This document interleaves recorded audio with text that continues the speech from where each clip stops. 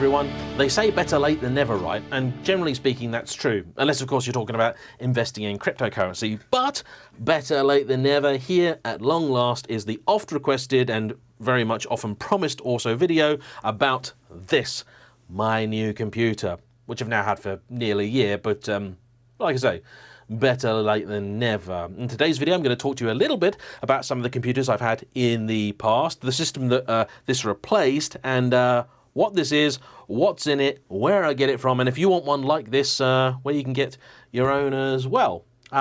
Where do we begin? Well, most of you probably know me as James, the guy that talks a lot about cars, and those who've watched the main channel, JayEmm on Cars, will also know that previous to that, I also worked at the low end of film and TV, and that was chiefly because I loved cameras as well. But not so many of you know that before there was cars and before there was cameras, I loved computers.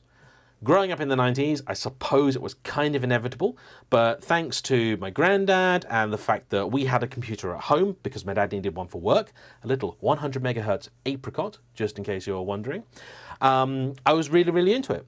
I loved it. I loved, seeing these things taken apart. I remember really vividly one day, Richard, the computer guy, coming to install some RAM in the apricot. Probably take us from, I think, 8 to 16 meg, which is a big, big deal. And, seeing everything inside, seeing everything all connected, seeing how it all worked, just fascinated me as a child. I had that sort of inquisitive mind. I think most children do, but I was lucky enough to have some people that also like to explain these things. My granddad, who's the same one who unfortunately passed away 24 years ago, and whose motorbike I have that's currently being restored, he was also really, really big into computers and encouraged me to learn about how they work. He subscribed to PC Pro, and I'd get all of his old magazine copies from him and all that sort of stuff. And in fact, I kept his subscription going for about 15 years after he died. He had a little Panrix, 133 megahertz. Then he bought a Mesh, 300 megahertz. Then he bought me my first computer. Another Mesh, 350 megahertz, this one, which was pretty wild and embarrassed my dad because I think he only had a 166 or 200 megahertz Pentium MMX. My computer was much, much flashier than his, and yeah, he wasn't happy. I remember getting into like all tech details and things like that because the computer needed upgrading. I wanted to play some games and the graphics card in the computer just wasn't good enough, so we bought a Voodoo 2. 3DFX Voodoo 2, for those of you that remember that. Back in the day when you could have a 2D and a 3D card, that was cool, although I never had the money to buy a second one. And then that would have unlocked higher resolutions, like 1024 by 768. I was limited to 800 by 600. Played lots and lots of really cool games as a kid as well. Screamer 2, I remember, was a favourite.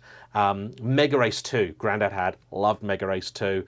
And Jeff Crammon's Microprose Grand Prix. That was fabulous and had the weirdest piracy protection system I've ever known. You had to have the manual to hand because before you could play the game, it would ask you to give it a word that was in the manual. It would tell you go to a certain page, certain paragraph, one line and which word, and you had to type it in. This was useful when one day I was mucking around with the computer's settings and I changed the sound card setting. Back in the day when you had to do that, you remember that? Setting the IRQ, DMA and whatever it was.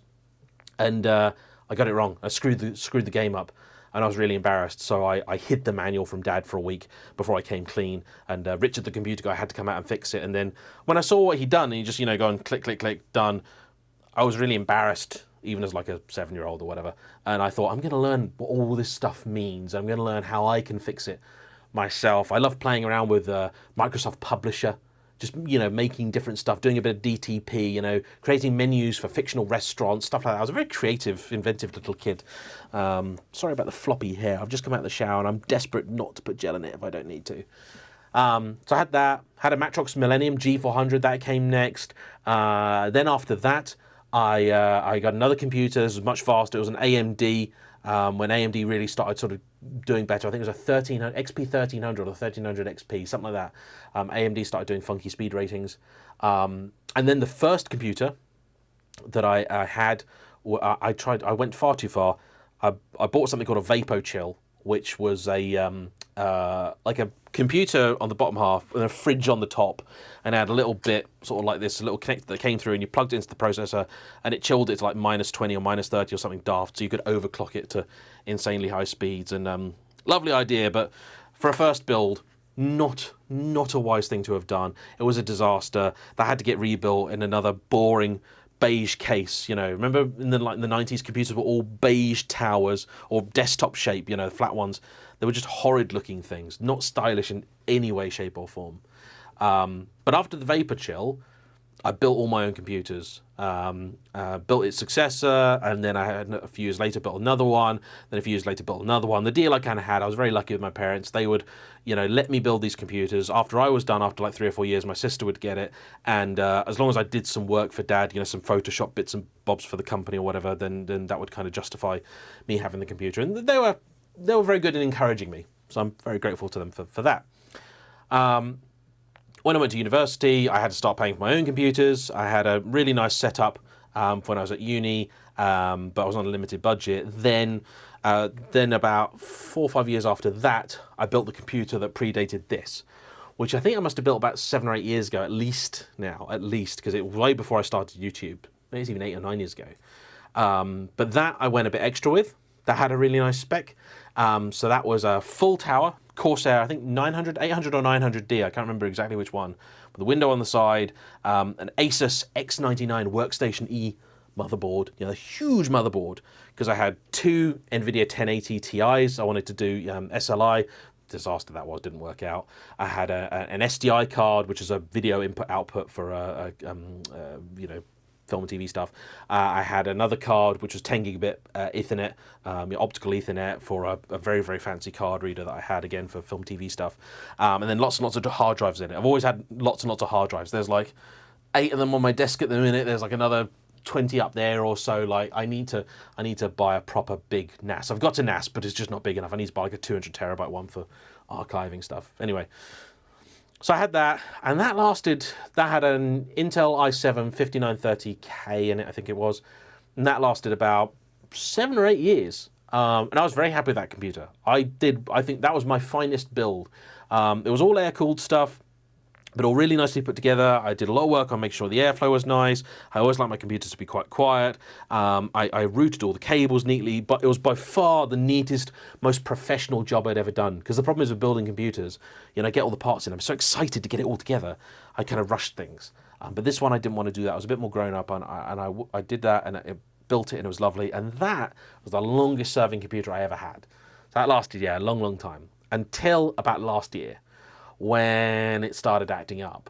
I use Premiere Pro to edit all of my YouTube stuff, and it wasn't coping anymore. I spent lots and lots of time trying to work out what it was. I put more RAM in it, did various different things. Anyway, it had it, and I figured, okay, right, this thing is like ancient now by computer standards. I'm probably just asking too much of it, simply put. So I thought, time to start again, and this time I thought I'm going to take a different path. So I had seen a few years earlier that Overclockers had introduced these things, the wall-mounted chassis. And the minute I saw this, and I'm sure you have it with cars or watches or shoes or whatever, the minute I saw this, I thought, I have to get one of these. And the fact is, it's super impractical. Added a load of cost and complexity and stuff to the build, but I mean, just look at it. Look at it. And I wanted the wall-mounted chassis for 2 reasons.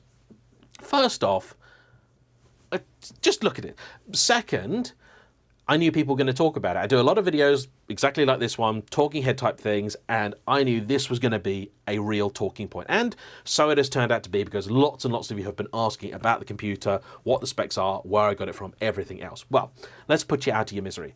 This was built by Overclockers UK, with whom I've had a relationship for about 2 decades. That Vapor Chill back in like 2002, 2003, that was ordered from them. All my computer stuff since has been ordered through Overclockers UK. It isn't. I think the last time I ordered a computer that wasn't from them, it wasn't a laptop, was, the 90s.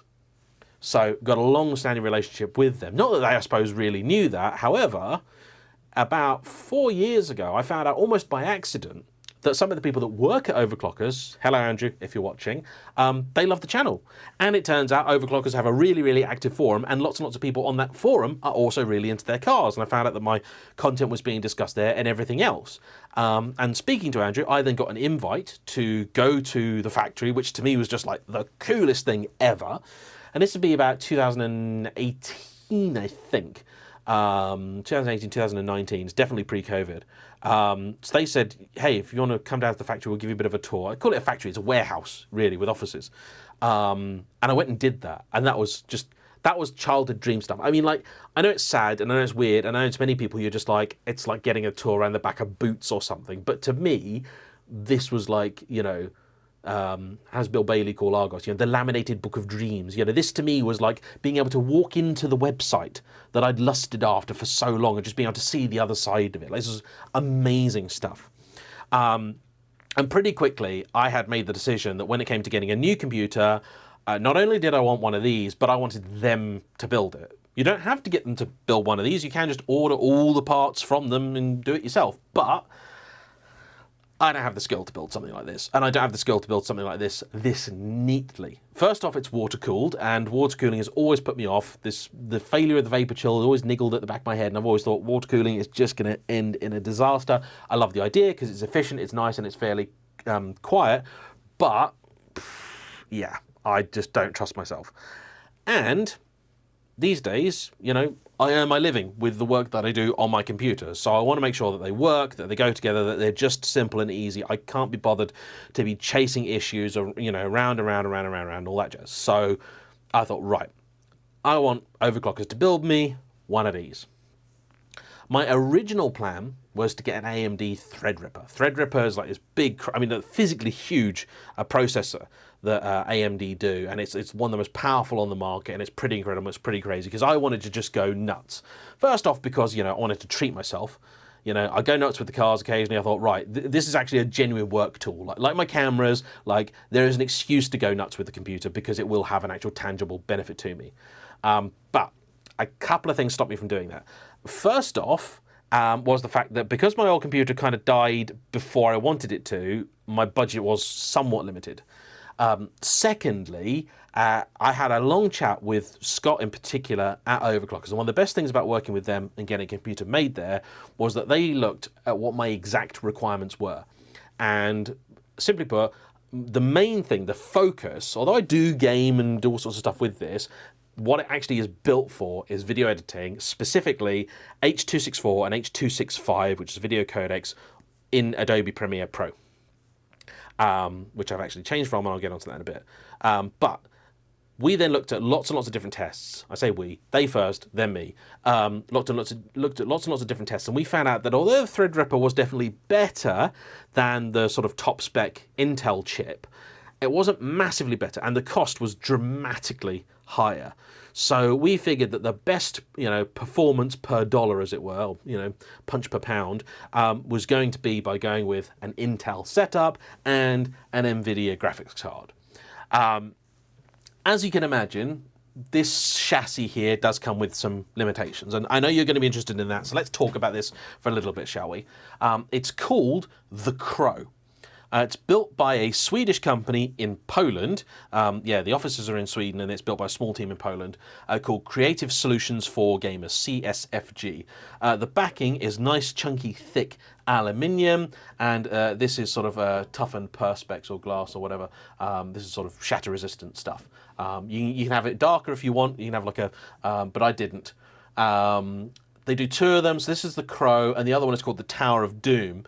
I think the major difference is the Tower of Doom, and this one the motherboard is central, and on the Tower of Doom the motherboard goes over here, and you have your water cooling setup and everything over here, and your graphics card is dropped right down here.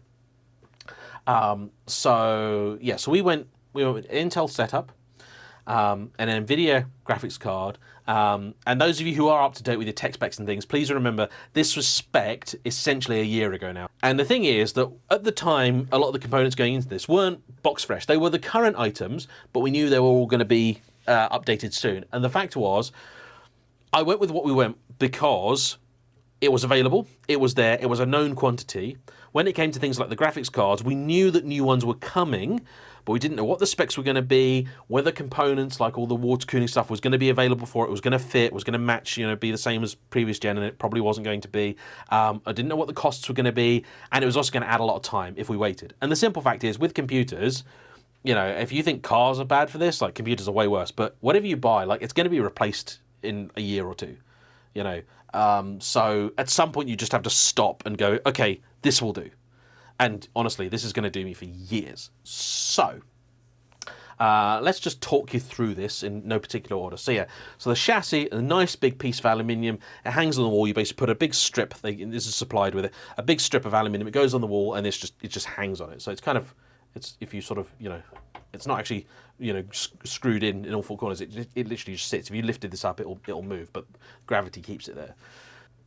I love it. I absolutely love it. They called it Bishop, in reference to Bishop from Aliens, the android, on account of the white fluid. You notice, so some of these pipes are actually white, but this stuff here, that's the fluid. The fluid has got like a white dye in it, I think. If it were to spring a leak, it's not going to electrocute itself. That's the kind of key thing.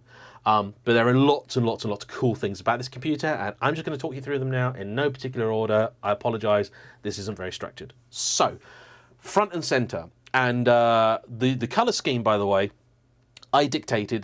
They ask you, they build to your requirements. You can have basically whatever you want. They show me what they can do over there, and it's incredible. They've got lots and lots of cutting tools, designing stuff, CAD, CAM, everything. They can make some incredible stuff. And the level of attention to detail that they go to is amazing. I did not know that they were going to do this as well as they did, because yes, the chassis is incredible, amazing. That's bought in, but all the other stuff is just so well matched. And the reason I went with the black and white color scheme was really, really simple. I do editing, you know, my computer's here, my monitor is here. You don't want something that has got a color code to it, because it's going to reflect onto the screen. And although it's maybe not going to make a huge difference, but it can affect the things you're doing. So you can't see it, but the wall here is painted grey because it's a nice, neutral, safe colour, and that's what you want. If you're editing everything, you don't want to be, you know, if you had like a red coloured wall here, like, it is going to affect your vision. It is going to fool you into thinking things look different to what they do. Now, that's not to say you can't do funky stuff with this, because you can. It's got the capability of doing kind of whatever you want. You know, it can do all sorts of stuff. You can even have it sort of tuned to music and the like, so you can get it to do whatever you want. But to be fair, most of the time I actually run it like that. I have all the lights just off. But you know, for the purposes of today, let's have it looking like that. And there are loads of lights in here. I mean, the fans have lights, the motherboard has lights, the water blocks have lights. It's amazing. The motherboard, and even this is so cool. This is some of the stuff that a few years ago you just couldn't get. Again, motherboards were just boring, flat, green pieces of, you know, PCB. They weren't exciting at all. Nowadays, motherboards are amazing. So this is an Asus ROG, which is Republic of Gamers at 690. I've got the build sheet here, so I get all this right, because if I get this wrong, heaven forgive me.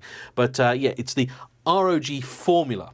This is not cheap. I mean, these are like 700 quid on their own, but we got it for a couple of reasons. First off, is black and white, so it blends in with the whole rest of the system. It's also very high performance, very cool thing, and some of this water cooling stuff is integrated. You know, the CPU block is something we've added, but all the cooling for all the motherboard's chipsets here is added on. One of the things, in fact, that's really changed since I last built a PC was motherboards themselves now have much, much greater requirements. They feed so much more voltage to various components. They themselves need a lot more care taken. So, you know, making sure everything is, you know, kept nice and cool and everything else is really, really important. The RAM, I have 128 gigs of, where are we? It's nice stuff. Corsair Vengeance DDR5 41600, so 5200 megahertz as stuff. Honestly, it feels daft that you need 128 gig of RAM, because, I mean, the first hard drive I ever put in a computer myself was called the Titan, and it was 14 gig, and now I've got 128 gig of RAM. How times change. So then the processor, that is an Intel 12900KS, which is basically the best of that iteration that I could afford. The 12900KS is a step above the one below, and the key difference is that this one, processors are so clever now, it essentially smart overclocks itself, but this one comes with even higher limits for at least 2 of the cores. So my previous computer was a 6-core job. This one is a 16-core. 8 performance and 8 efficiency is what they call it, which is, you a bit of an odd way of looking at things, but this is kind of how they do it. Part of their older Lake generation. These, I think, are now in the process of being replaced, but still, it's going to be a good performer for quite some time to come. Because of the way that this processor works, it's also another one of these parts where for most people it just wouldn't be necessary to buy something like that, but for the work that I was doing specifically with the programs that I was using, you did get benefit from it, from the higher clock speeds that it could achieve and all that. So that's lovely and good. The graphics card is a PNY NVIDIA 3080 Ti. The 40 series that came after, I'm not so impressed with those, and they're expensive. We were lucky to get this because even by the time that we built this system, getting graphics cards was still difficult because of various things that have happened over the last few years, chip shortages and people going nuts with Bitcoin mining and the like. Graphics cards have been really hard to get a hold of, especially good ones. But I wanted a 3080 Ti. It's not the top thing I could have, well, I say it is the top thing I could have afforded, but it wasn't the best available at the time. But again, for what I do, there wouldn't actually have been really much of a tangible benefit from going for anything higher than that. I've always considered having a Quadro card, which is NVIDIA's sort of professional equivalent, but the fact is they're a huge amount more money for not really much more performance. Okay, other stuff of interest, and one of the unfortunate things I've had to lose with this is because the way that this works, so obviously your slots on the motherboard should be here, but this graphics card, in order to be nicely presented, is rotated 90 degrees, which unfortunately then blocks all of the expansion slots. But these days I don't really need the expansion slots like I used to. The only thing I really would like to have had was a sound card, but this is a compromise I'm willing to make to have my nice sexy wall-mounted PC. Behind it there's not really much to see, but I do have some pretty cool drives on this computer. So there are 3 solid state drives, M2 drives, and they're 4th generation Western Digital ones, 4 terabytes each. There's over £1,000 of just storage in this computer build. And I think I got the first 3 of those. I think I had the entirety of Overclockers UK stock at the time to build this because, you know, I do need the quickest storage I can possibly get. That makes a huge difference when you're editing, being able to have fast storage. This here, the power supply, that is a Corsair, I'm pretty sure. Let me double check. Yes, Corsair 850 watt. You know, usual gold rated and all that jazz. But some of the other really cool details. All the white tubing. You've got these lovely distribution blocks here that are just beautifully put together. Nearly all of the cabling is hidden away behind the computer. This bit's hanging out here. I need to neaten this up. Most of the cables are hidden in here. I should have put a thicker one of these in so it all looks neat and tidy. For the audiophiles out there, what I'm actually using at the minute is I've got a little Cyrus 1 HD down here, and I've got a pair of Lima Acoustics Zens for my monitor, and a little Rel sub down there, which is my computer system. I need to upgrade my monitor. It's an ancient HP ZR30W, desperately old. Other cool stuff about this, not just the tubing, the distribution blocks, but these fans. These are Lian Li fans, and the amazing thing about them is that they're magnetically connected. So the connection between them for power and everything else, only one fan has actually got a wire going into it, and the other 2 just slotted on top. It's amazing. This is a twin loop system. So there are 2 completely separate water cooling systems in here. So one of them is for the graphics card. So this side here is just the graphics card. That's it. So it's just one loop. So it comes out, up, through, into the radiator. So we've got 320mm fans, nice big radiator behind. They're basically all EK parts, is where all the water cooling stuff has come from. And then back through here, you get a little pump and back up and round. The other side is then for the CPU and the motherboard. Basically, same sort of arrangement, same fans, same parts, everything's mirrored. And the guys went to so much detail to get this build right. I mean, I know Scott there was particularly good, and Dan, all the guys there, everyone, Overclockers, Andrew, Scott, Dan, Bryony, everyone has been absolutely superb. Cannot recommend them highly enough. If you want a cool computer, get it. And I happen to know they do build computers for Formula 1 teams as well. Like, I can't tell you who, but like they do. It's pretty amazing. Even the power supply is color-coded to the rest of the build. Didn't even know they could, you know, actually do that. I didn't even think about that, but they did.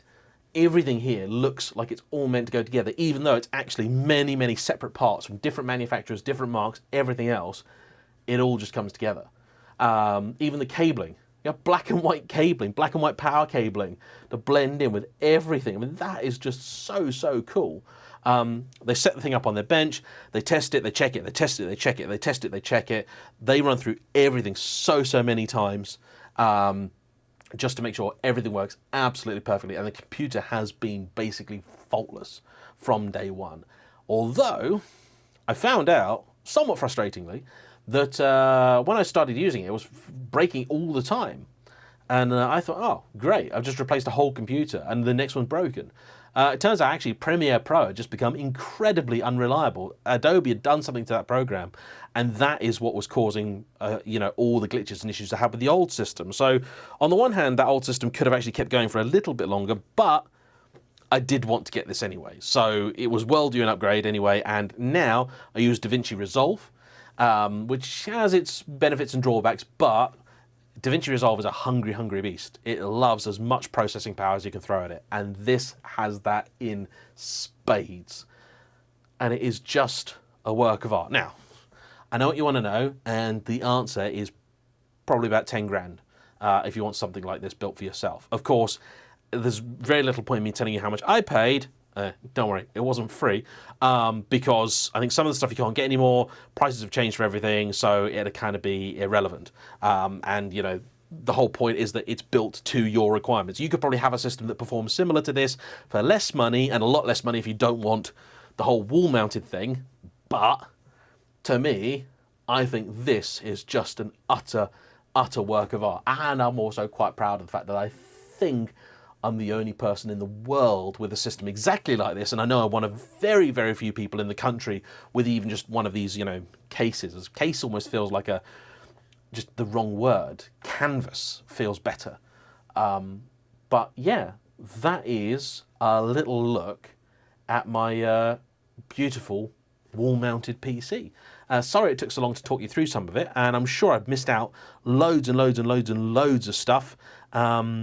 So if I have, hop into the comment section down below and let me know. I'm currently playing Battlefield 5 a lot, the new Jedi Survivor game, and I want to play some other stuff, and later on I might see if it'll run Crysis. But, I mean, it might not be that good. Anyway, sorry it took ages for making this video.